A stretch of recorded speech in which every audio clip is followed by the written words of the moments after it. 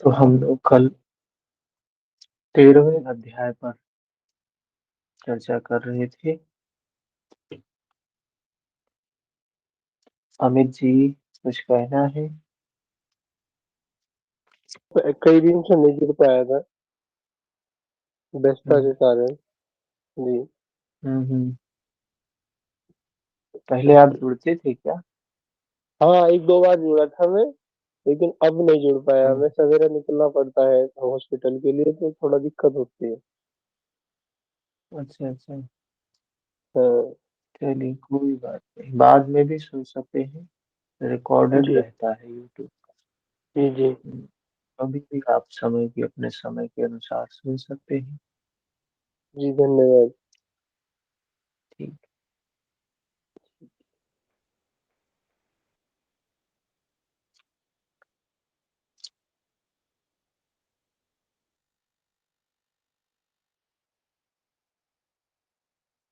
तो हम लोग देख रहे थे कि गीता के प्रथम श्लोक में ही धृतराष्ट्र संजय से पूछता है कि धर्म क्षेत्र और कुरुक्षेत्र के बीच में युद्ध की इच्छा वाले जो हमारे और पांडु के पुत्र हैं, उनके बीच में क्या चल रहा है।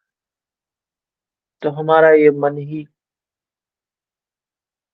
है जो अंधा है, जन्मांध है, बाहर विषयों की ओर, कामनाओं की ओर, मोह के कारण, आसक्ति के कारण भागता है।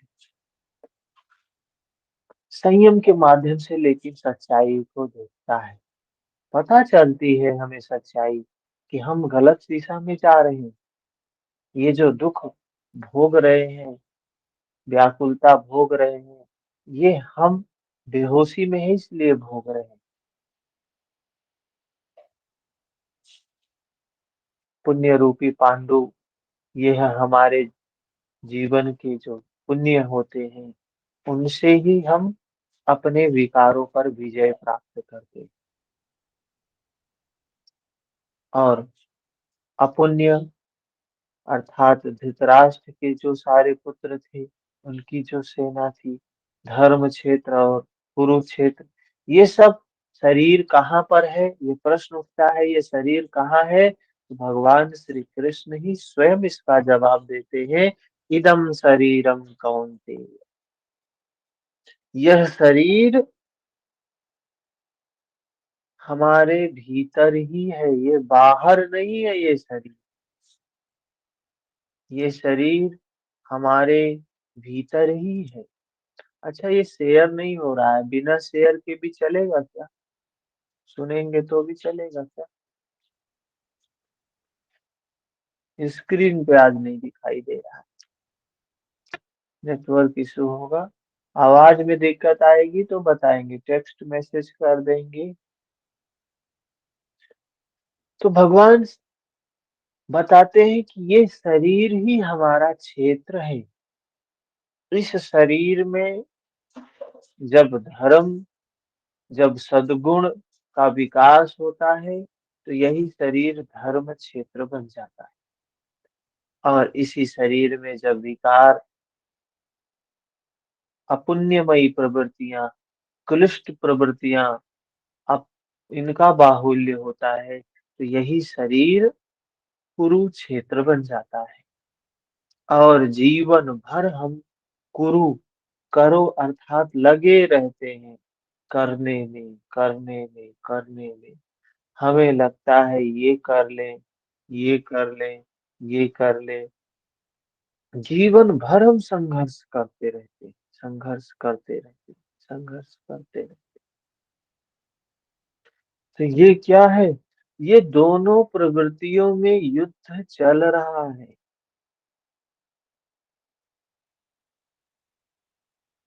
यही है युद्ध जो हमारे भीतर चल रहा है, दोनों प्रवृत्तियों में, पुण्यमयी और अपुण्यमयी दोनों के बीच में ये युद्ध निरंतर चल रहा है।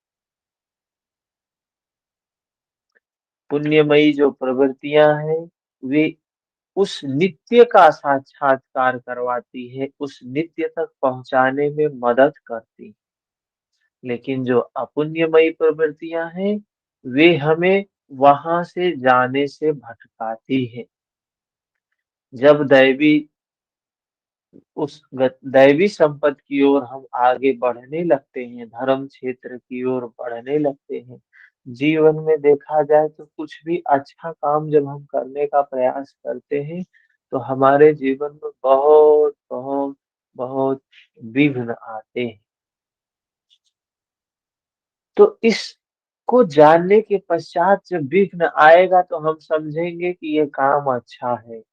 अच्छे काम में विघ्न आता है, बुरे काम में कोई विघ्न नहीं आता है।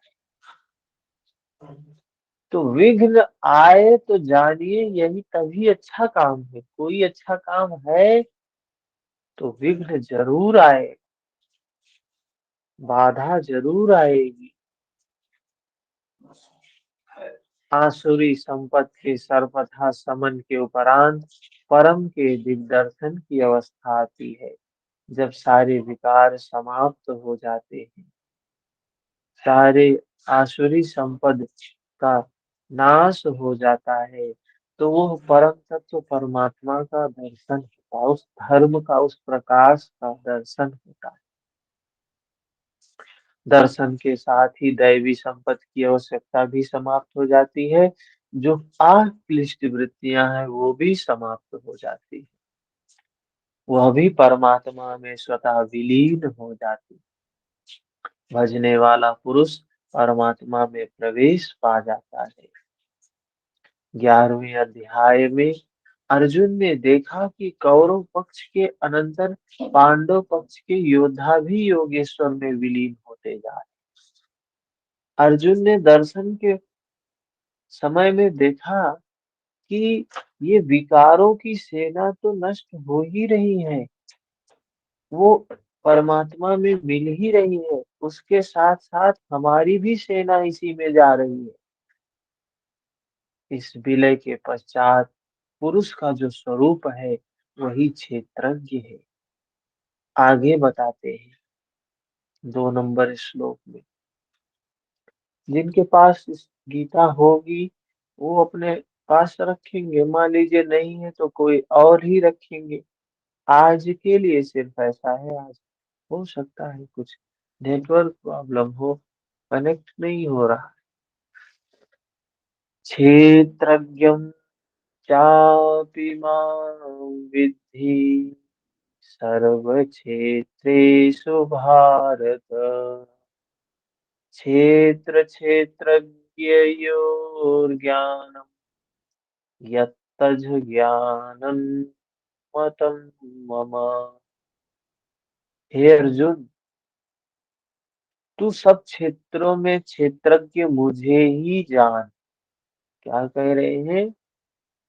क्षेत्रज्ञ मुझे ही जान, अर्थात मैं भी क्षेत्रज्ञ हूँ। क्षेत्र और क्षेत्रज्ञ, क्षेत्र क्या है? ये शरीर है, यही शरीर के भीतर ये मन, ये शरीर जो है इसी के भीतर मन है।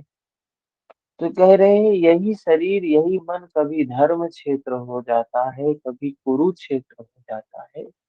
और इस धर्म क्षेत्र को जानने वाला, कुरुक्षेत्र को जानने वाला कह रहे हैं मैं हूँ, मुझे ही जान तू।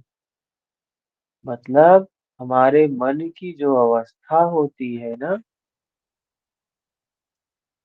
वो निर्मल मन की जो अवस्था होती है, विकारों से रहित जो अवस्था होती है, या सद्गुणों से युक्त जो अवस्था होती है, वो ब्रह्म की अवस्था होती है, परमात्मा की ही अवस्था होती है।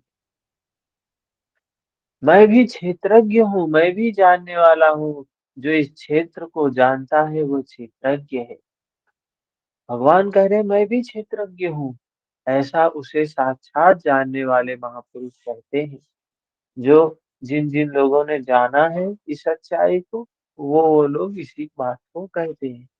श्री कृष्ण कहते हैं कि मैं भी क्षेत्रज्ञ हूँ, अर्थात श्री कृष्ण भी एक योगी हैं। क्षेत्र और क्षेत्रज्ञ अर्थात विकार सहित प्रकृति और पुरुष को तत्व से जानना ही ज्ञान है। जानना क्या है? प्रकृति को जानना है और उस पुरुष को जानना है। नित्य को जानना है, अनित्य को जानना है। चेतन को जानना है, जड़ को जानना है। इन दोनों को जानना, विकार के सहित जान लेना, ऐसा मेरा मत है। जो इसको जान लेता है वही ज्ञान है। और जानना कैसे है? क्या गीता पढ़ के जान ले? वेद पढ़ के जान ले? तो गीता और वेद से कोई नहीं जान सकता है। गीता और वेद से सिर्फ मान सकता है। मानने और जानने में अंतर होता है। मानना किसी और ने जाना है, हमको बताया, हमने मान लिया। हाँ, सही कह रहे। किसी ने,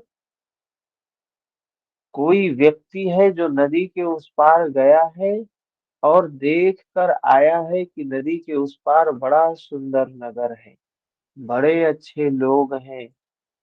और फिर इस पार आके बता रहा है, अरे नदी के उस पार जाओ, बहुत बढ़िया है, बहुत सुंदर है।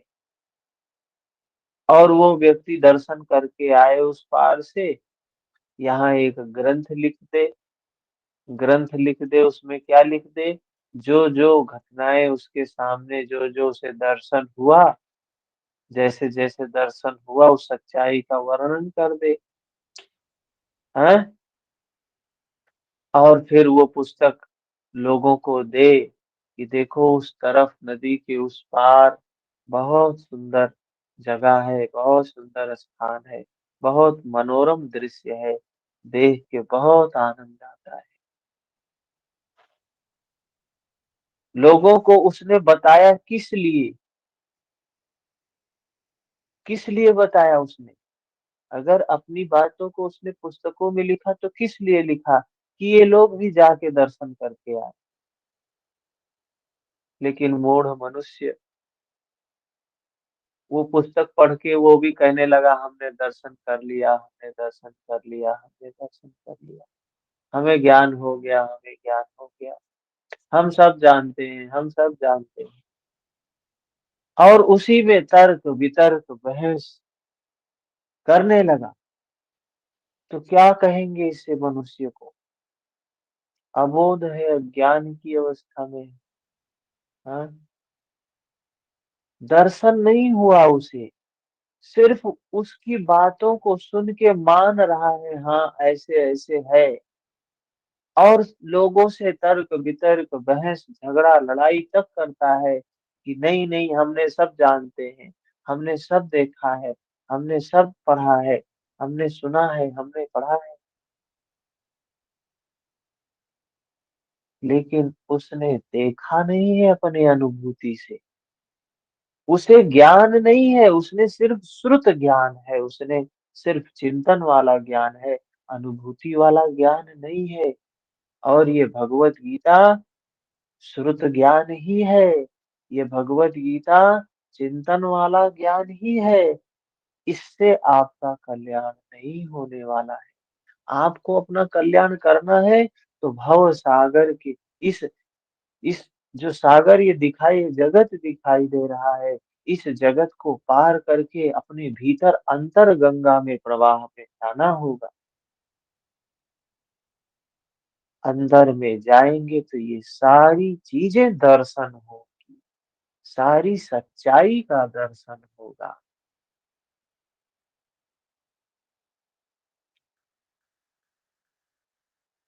तो यही बात यहाँ पे भगवान कृष्ण ने कहा है।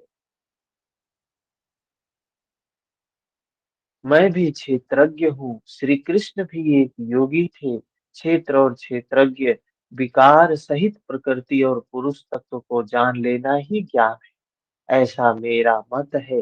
अर्थात साक्षात्कार सहित इनकी जानकारी का नाम ज्ञान है।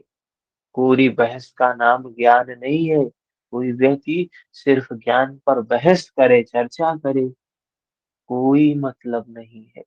भला तो सिर्फ दर्शन से होगा, आत्म साक्षात्कार से होगा। ये भी नहीं है कि पति दर्शन करके आ गया तो पत्नी को लाभ मिल जाएगा, माँ दर्शन करके आ गई तो बेटे को लाभ मिल जाएगा। दर्शन जो करेगा लाभ उसी को मिलेगा, कल्याण उसी का होगा। और दर्शन कोई नहीं कर सकता है सिवाय अनुरागी के। जिसके मन में अनुराग नहीं है, जिसके मन में प्यास नहीं है, वो दर्शन कैसे कर सकता है? कोई सवाल ही नहीं है कि दर्शन कर ले। यत क्षेत्रम यच्च यादृक्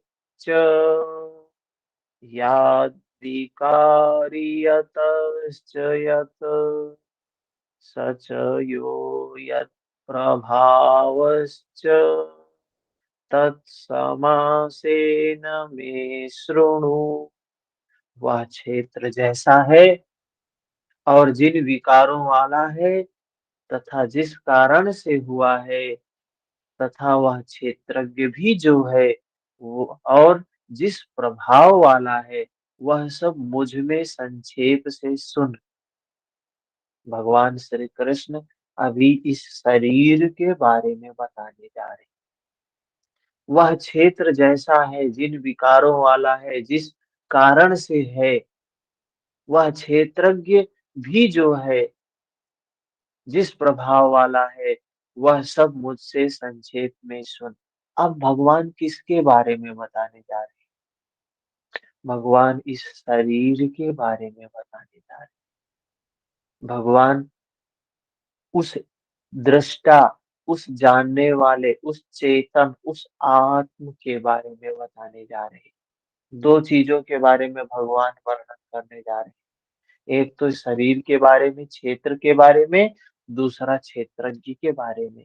कह रहे हैं संक्षेप में सुन, ये क्षेत्र में कौन कौन से विकार हैं और किन किन कारण से हैं। वह क्षेत्रज्ञ भी जो है, जिस प्रभाव वाला है, वह सब मुझसे संक्षेप में सुन। अर्थात क्षेत्र विकार वाला है। ये जो क्षेत्र है, हमारा मन है, हमारा शरीर है, कितने विकार हैं इस शरीर में। पूरा विकारों से भरा हुआ है। मन में लोभ है, क्रोध है, मोह है, राग है, द्वेष है, तृष्णा है, कामना है, सब कुछ तो है इसमें। तो भगवान कह रहे हैं संक्षेप में मुझसे सुन, क्षेत्र विकार वाला है, किसी कारण से हुआ है, जबकि क्षेत्रज्ञ केवल प्रभाव वाला है। क्षेत्र विकार वाला, ये विकार कहाँ होता है? विकार उस चेतन में होता है क्या? उस आत्मा में होता है क्या? नहीं, विकार आत्मा में नहीं है, विकार इस क्षेत्र में है। ये क्षेत्र क्या है? मन है। ये क्षेत्र क्या है? बुद्धि है। ये क्षेत्र बुद्धि इंद्रियां है। ये क्षेत्र शरीर है। विकार इसमें है, जबकि क्षेत्रज्ञ केवल प्रभाव वाला है। वो इन विकारों के प्रभाव में आ जाता है, वो तो विकारों से अलग है। मैं ही कहता हूँ, ऐसी कोई बात नहीं है। और एक चीज जान लीजिए, धर्म की बात है। धर्म की बात कोई एक व्यक्ति नहीं कहेगा। धर्म की बात जितने भी तत्वदर्शी हुए हैं, चाहे वो कबीर, चाहे वो बुद्ध, चाहे वो महावीर, चाहे वो पतंजलि, चाहे वो कृष्ण, सारे लोग एक ही सत्य की बात करेंगे। ऋषि भी कहते हैं, भगवान श्री कृष्ण कहते हैं, ऋषि भी कहते हैं। क्या कहते हैं? 4 नंबर श्लोक में बता रहे हैं, ऋषि भीर बहुधा गीतम छंदोभिर्विविधैः पृथक् ब्रह्मसूत्रपदैश्चैव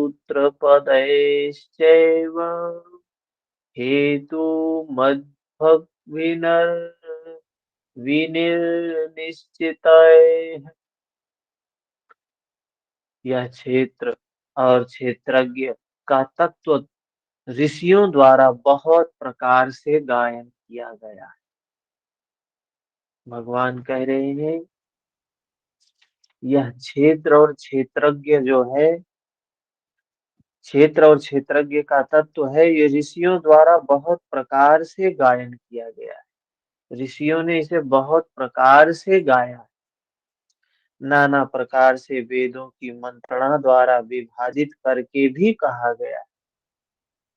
तमाम प्रकार से वेदों की मंत्रणा द्वारा विभाजित करके भी कहा गया है। कहने का तात्पर्य क्या है?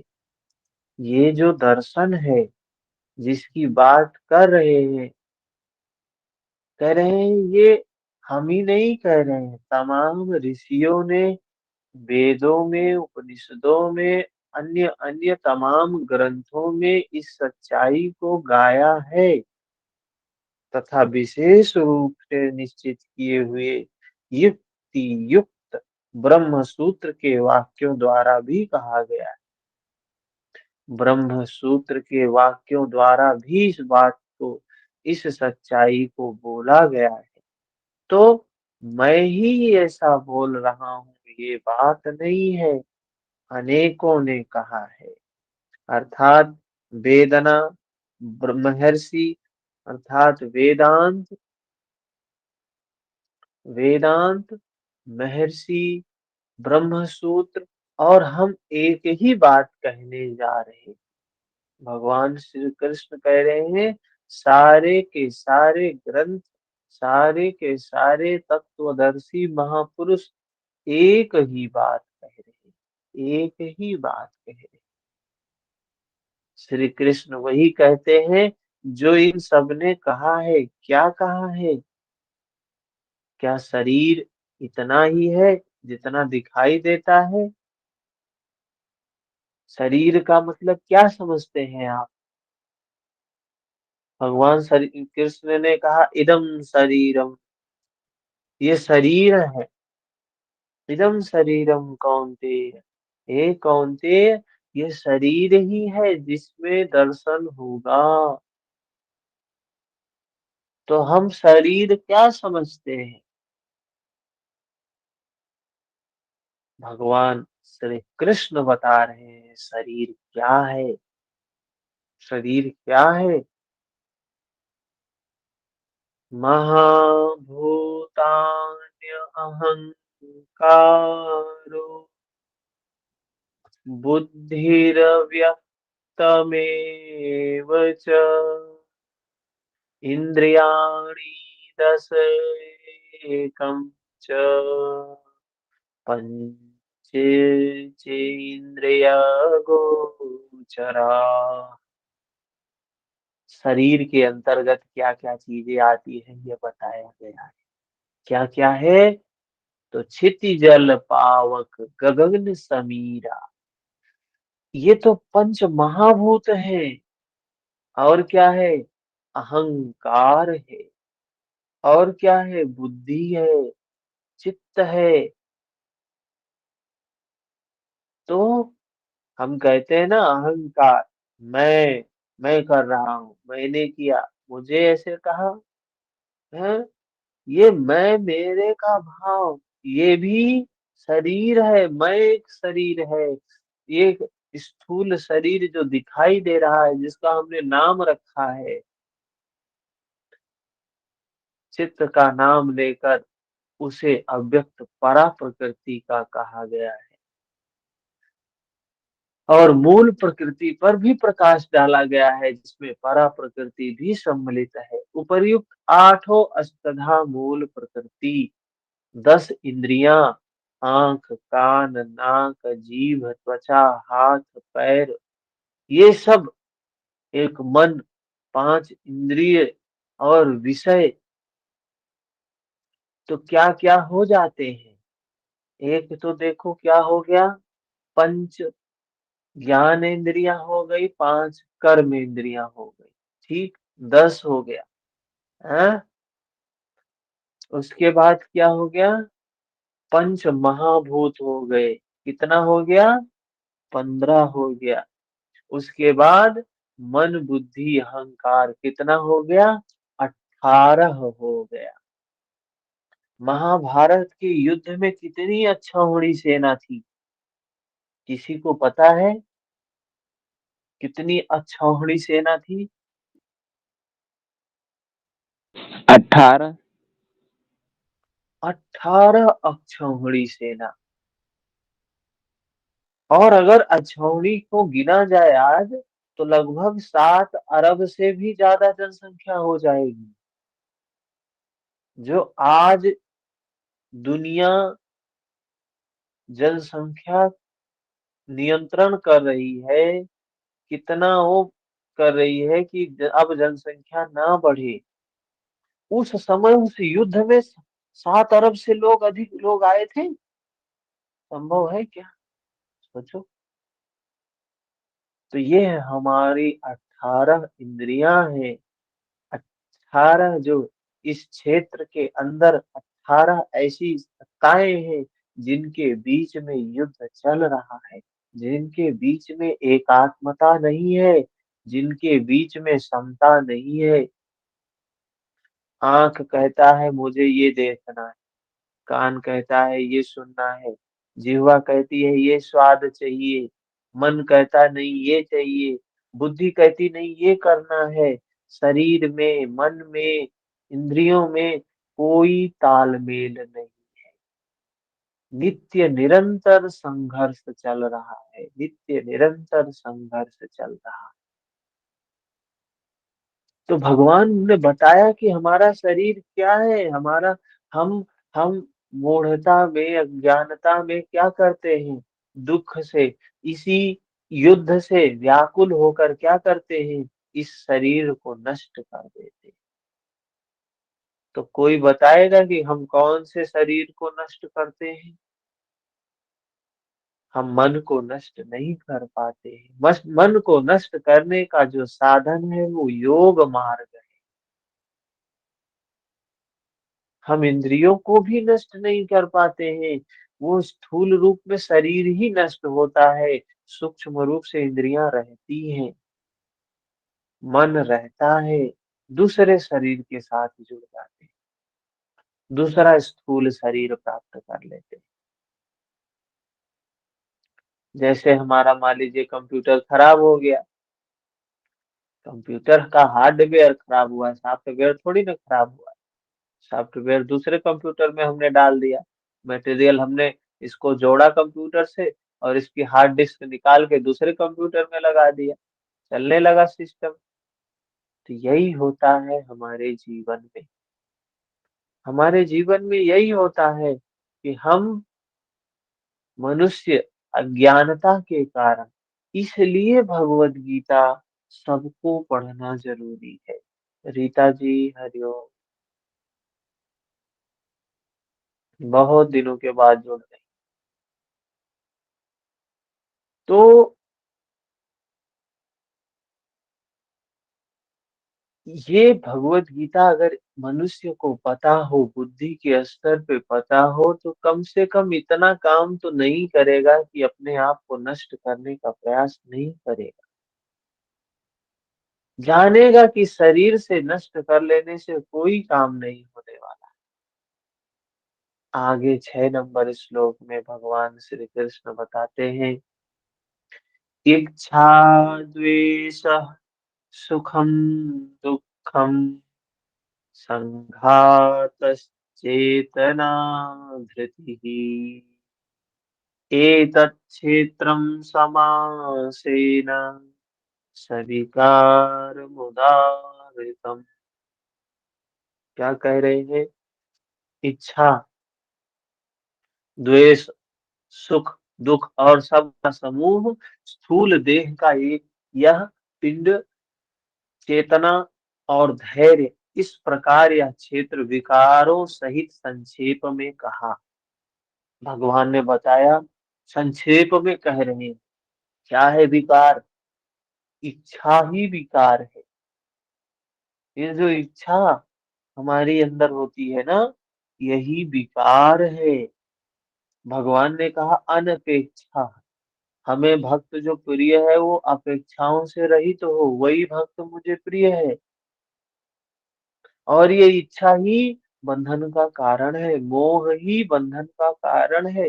गोस्वामी बाबा गोस्वामी तुलसीदास जी लिखते हैं, मोह सकल व्याधिन कर मूला।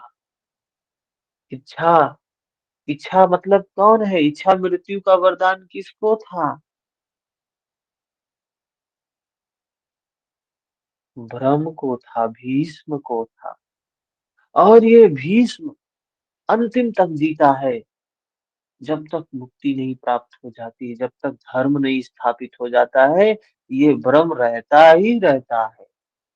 अर्जुन, ये दुर्योधन कहता है कि सारे सेना के लोग भीष्म की रक्षा करें। भीष्म जब तक जीवित रहेंगे, तब तक हमारी सेना को कोई नहीं जीत सकता है। सोचिए अर्जुन, दुर्योधन कितनी बड़ी बात कह रहा है। ये दुर्योधन कौन है? ये मोह है, ये विकारों का सेनापति, ये ब्रह्म भीष्म कहता है कि इस भीष्म की रक्षा करो, ब्रह्म की रक्षा करो। जब तक ब्रह्म जीवित रहेगा, तब तक इच्छाएं बनी रहेंगी, इच्छाएं बनी रहेंगी। और ब्रह्म हम सबको जिंदा रखेगा, सारे विकारों को जिंदा रखेगा। तो कहा इच्छा, द्वेष, सुख, दुख, सबका समूल स्थूल देह या पिंड, चेतना और धैर्य, इस प्रकार यह क्षेत्र विकारों सहित संक्षेप में कहा। भगवान ने कहा कि मैं इसे संक्षेप में तुझे बता, इस शरीर में अगर देखें तो जितने विकार हैं सब इसी में। इस प्रकार यह क्षेत्र विकारों सहित संक्षेप में कहा। संक्षेप में यही क्षेत्र का स्वरूप है, जिसमें बोया हुआ भला या बुरा बीज संस्कारों के रूप में उगता है। ये क्षेत्र है, ये खेत है। हम कह सकते हैं क्षेत्र का मतलब क्या है? खेत। सभी लोग धरती से हैं, गांव से हैं, घर से हैं, तो जानते होंगे खेत क्या होता है। हम बीज, जो हमारे देश के किसान हैं, हम लोग भी हैं, तो क्या करते हैं, खेत में हम बीज डालते हैं। गेहूं का बीज डालते हैं, धान का, सरसों का, मटर का, चना का। जैसा बीज वैसा पौधा, वैसा पेड़, वैसा फल। तो बीज जैसा होगा वैसा ही सब कुछ प्राप्त होगा। तो ये चित्त की जो भूमि है, ये जो शरीर है, कह रहे इसमें जो हम बोते हैं उसी से हमें प्राप्ति होती है। शरीर ही क्षेत्र है। शरीर में गारा मसाला किस वस्तु का है? तो यही पांच तत्व, 10 इंद्रियां, एक मन। पांच तत्व, 10 इंद्रियां, एक मन, जैसा लक्षण ऊपर गिनाया गया है, इन सब का सामूहिक संघात पिंड शरीर है। जब तक ये विकार रहेंगे, तब तक यह पिंड भी विद्यमान रहेगा। इसलिए यह विकारों से बना है। अब उस क्षेत्र का स्वरूप देखें, जो इस क्षेत्र में लिप्त नहीं बल्कि इससे निवृत्त है। मतलब जो इस क्षेत्र से परे हो, जो मैं मेरे के भान से परे हो, जो शरीर से ऊपर उठ गया, उसके बारे में बता रहे हैं। क्या कह रहे हैं? अमानित्वम् अदम्भित्वम् अहिंसा क्षान्तिरार्जवम् आचार्योपासनम्।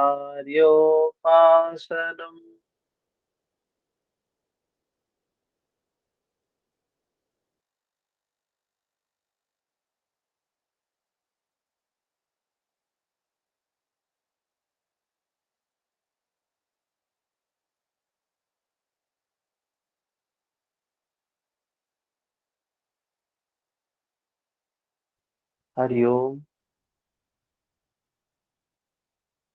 आवाज कितनी देर से? अभी जस्ट कटी है आवाज क्या? हाँ सर, अभी जस्ट। जी सर, श्लोक आधा हम लोग सुन पाए, फिर से वो श्लोक पढ़ी सर। अच्छा। अमानि, क्या है? अमानित्वम अदम्भित्वम।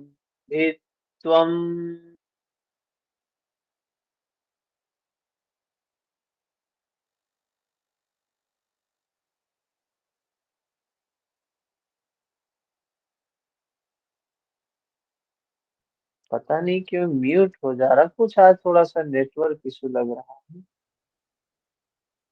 आचार्योपासनम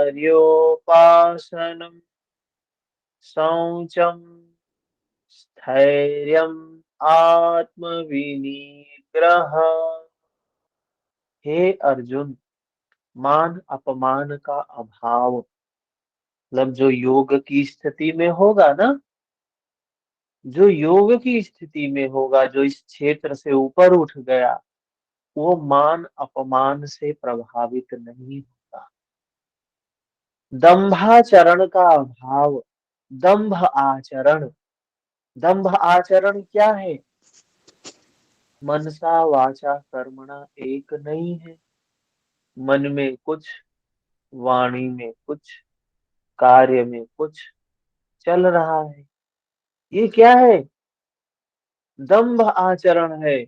बाहर तो धर्म का दिखावा है, धर्म के आडंबर है, और भीतर धर्म का नामो निशान नहीं है। तो ये क्या है? दंभ आचरण है। अहिंसा, अपनी तथा अन्य किसी की आत्मा को कष्ट ना देना अहिंसा है। अपने स्वयं को कष्ट ना देना, किसी और को कष्ट ना देना अहिंसा है। भगवान महावीर ने भी अहिंसा के बारे में बताया, अहिंसा परमो धर्म। गीता में भी बताया गया। अहिंसा का मतलब क्या है? जो लक्ष्य है आत्मा का, मनुष्य का जो लक्ष्य है, उस लक्ष्य की ओर जो बढ़ रहा है, वो क्या है? अहिंसक है। वो हिंसा कर नहीं रहा है, वो अहिंसक उसी मार्ग में जा रहा है जहां जाना चाहिए उसे। और जो उसके विपरीत जा रहा है वही हिंसक है। तो भगवान ने क्या कहा? अहिंसा परमो धर्म। मन को निर्मल करने का काम जो जो लोग कर रहे हैं, वही लोग अहिंसक हैं। जो जो लोग मन को विकारों में उलझा रहे हैं, राग में, द्वेष में, क्रोध में, ईर्ष्या में, वे सारे लोग हिंसा हिंसा हिंसा हिंसा कर रहे हैं।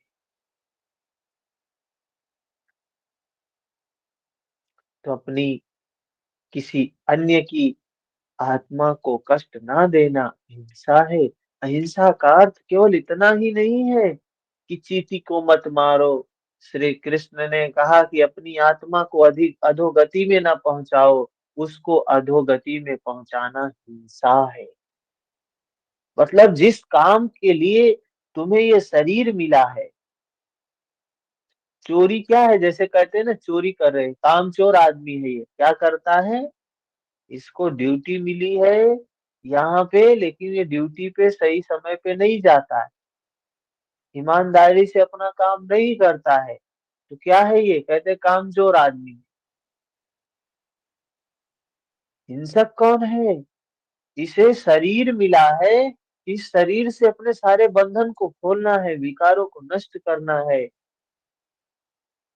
लेकिन ये विकारों को नष्ट नहीं कर रहा है, विकारों को और बढ़ा रहा है। काम मिला है विकारों को नष्ट करने का और कर रहा है विकारों को बढ़ाने का, तो हिंसा ही तो कर रहा है। ऐसा पुरुष अन्य आत्माओं के उत्थान हेतु भी उन्मुख रहता है।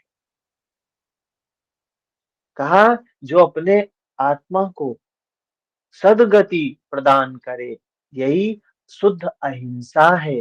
ऐसा पुरुष अन्य आत्माओं स्वयं का कल्याण करता है, औरों का भी कल्याण। हाँ, इसका आरंभ किसी को ठेस न पहुंचाने से होता है। बाहर बात, जब मन निर्मल होगा, मन साफ होगा, तो बाहर हम किसी को कष्ट दे ही नहीं सकते। यह उसी का एक अंग प्रत्यंग है। क्षमा भाव, मन की वाणी की सरलता, आचार्योपासना, श्रद्धा, भक्ति सहित सद्गुरु की सेवा, उनकी उपासना, पवित्रता, अंतःकरण की स्थिरता, मन और इंद्रियों सहित शरीर का निग्रह, ये सब क्या है? यही सब है सद्गति में आगे बढ़ने का मार्ग है।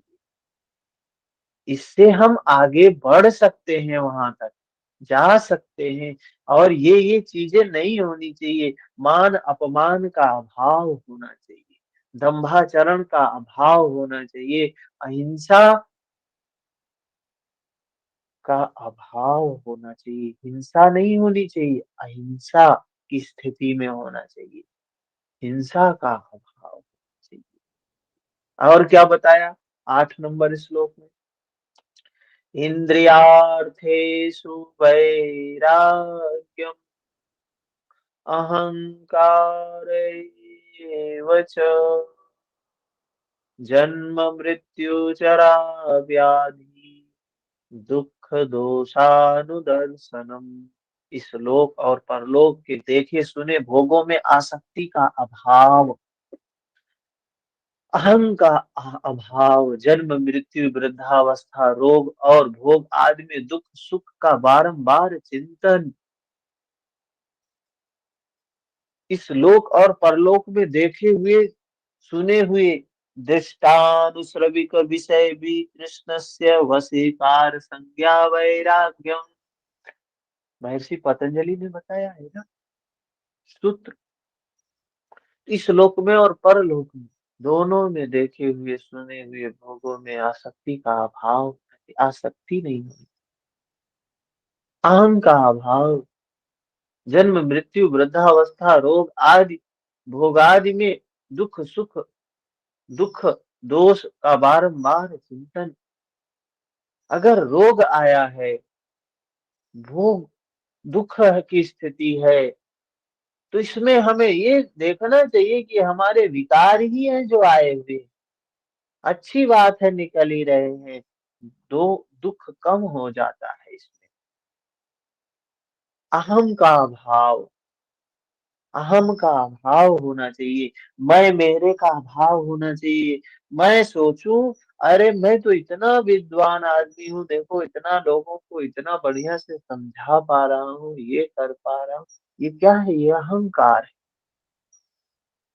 ज्ञान तो वास्तविकता में होता है कि जैसे जैसे ज्ञान बढ़ता जाता है, वैसे वैसे व्यक्ति विनम्र होता जाता है, वैसे वैसे व्यक्ति अहम भाव से मिटता जाता है, मैं का भाव समाप्त हो जाता है। वो जो व्यक्ति वास्तविक में अध्यात्म के मार्ग में आगे बढ़ता है, वो देखेगा कि धीरे धीरे ज्ञानी जैसे होता जाएगा, वास्तविक की चीजें जैसे प्राप्त होती जाएगी, वैसे वैसे वो मिटता चला जाएगा। एक समय आएगा कि बच्चे की भांति हो जाएगा, छोटे से बच्चे की भांति, इतना सरल, इतना सहज, इतना निर्मल, योग की अवस्था है वो। जन्म मृत्यु वृद्धा रोग भोग में क्या करना है? क्या करता है वो? अरे उसको भी मृत्यु आती है, उसको भी बुढ़ापा आता है, उसको भी रोग होते हैं, उसको भी दुख होता है, लेकिन उसमें वो क्या देखता है कि हमारे पीछे का कोई न कोई कर्म संस्कार है जो फल लेके आया। अच्छी बात है, पुराना संचित पूंजी खत्म हो रहा है, जो खराब होने वाला था, खराब था, खत्म हो रहा है, तो अच्छी बात है। दुखी नहीं होगा, दुखी नहीं होगा वो आज। क्या होता है, हम लोग घरों में मान लीजिए सब्जी वगैरह लाते हैं बाजार से,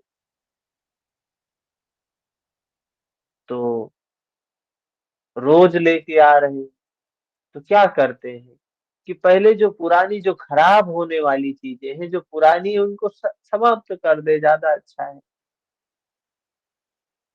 फेंक तो सकते नहीं है, मान लो उदाहरण सब्जी का है तो उसको तो फेंका भी जा सकता है, खराब हो गया, लेकिन इन संस्कारों को फेंक नहीं सकते हैं, इनको हम ट्रांसफर नहीं कर सकते हैं। हाँ, इतना कर सकते हैं, नहीं आज नहीं खाएंगे, कल खाएंगे, 1 महीने बाद खाएंगे, इतना तो कर सकते हैं।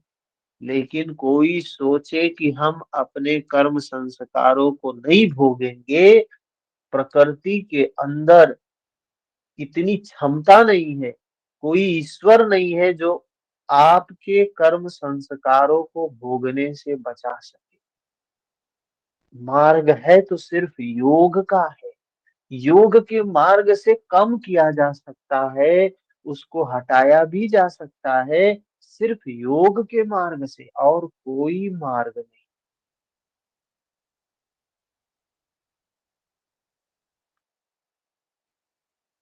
समझ रहे हैं, कितना महत्वपूर्ण बात बता रहे हैं भगवान। किसी का कोई प्रश्न हो तो बताएं।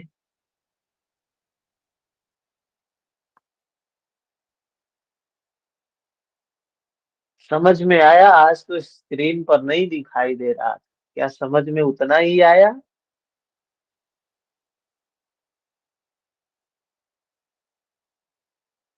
जी सर, आ गया। विद्या जी,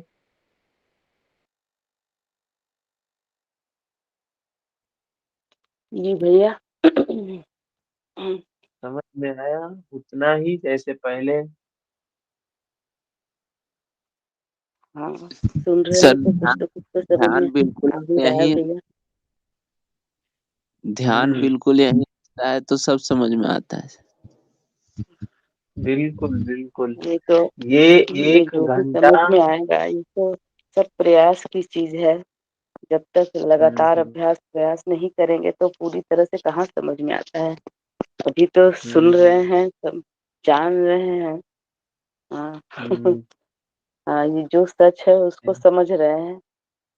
समझ तो तब आएगा जब बिल्कुल अपने पर प्रयास करेंगे, अभ्यास करेंगे इसका। बिल्कुल बिल्कुल बिल्कुल। ये धर्म की बात सुन के, और समझ में भी, कितने लोग तो सुनते हैं समझ में भी नहीं आता है। समझ में आना भी एक बड़े भाग्य की बात है।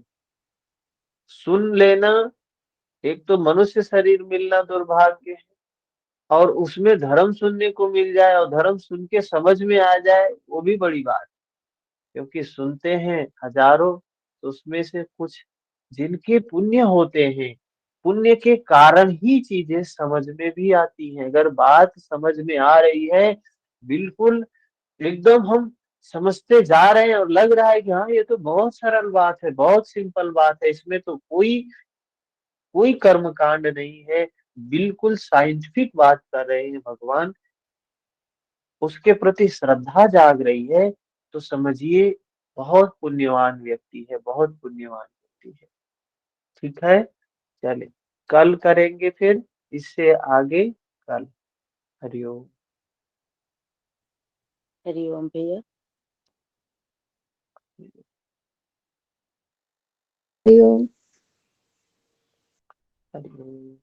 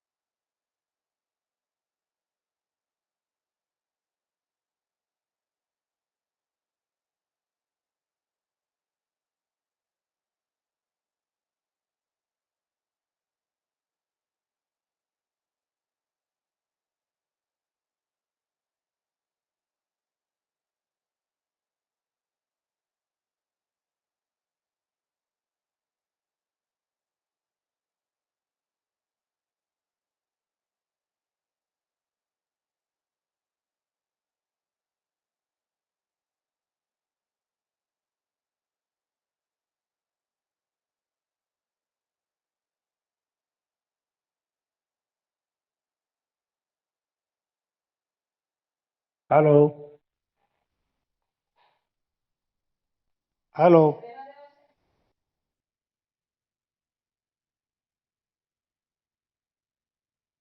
अवाज आवे एमना जो